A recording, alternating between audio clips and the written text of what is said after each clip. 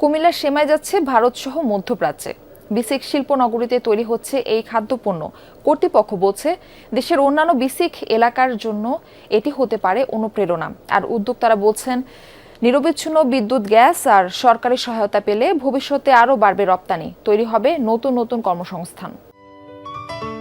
Ceylon টি রপ্তানিতে শীর্ষে।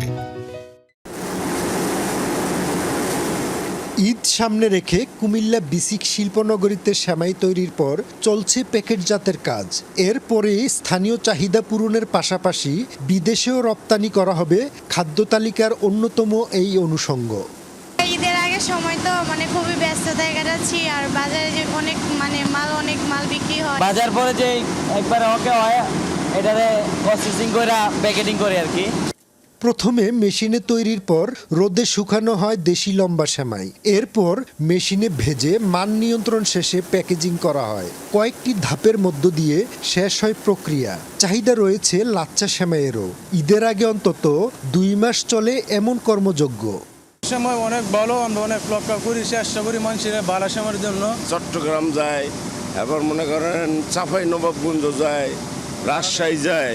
100% গুণগত মান আমরা বজায় রাখি। যেমন শুধু পানি ছাড়া, আটা এবং পানি ছাড়া আমরা দ্বিতীয় কোনো কিছুই ব্যবহার করি না।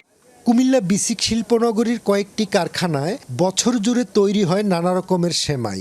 আধুনিক যন্ত্রপাতি ও স্বাস্থ্যসম্মত পরিবেশে তৈরি এসব সেমাই রমজান ও ঈদে রপ্তানি হয় ভারতসহ মধ্যপ্রাচ্যের বিভিন্ন দেশে, যাকে বিসিকের তৈরিকৃত প্রথম রপ্তানি পণ্য হিসেবে দেখছে কর্তৃপক্ষ। ইন্ডিয়া এবং মধ্যপ্রাচ্যের 3টি দেশে ইতোমধ্যে রপ্তানি কার্যক্রম পরিচালনা করছে এবং তাদের বাজারটাকে বৃদ্ধি করার জন্য তারা আরও বাজার খুঁজতেছে। সরকারি সহায়তা পেলে ভবিষ্যতে আরও বাড়বে রপ্তানি, তৈরি হবে নতুন নতুন কর্মসংস্থান, প্রত্যাশা উদ্যোক্তাদের। খোকন চৌধুরী, যমুনা নিউজ, কুমিল্লা।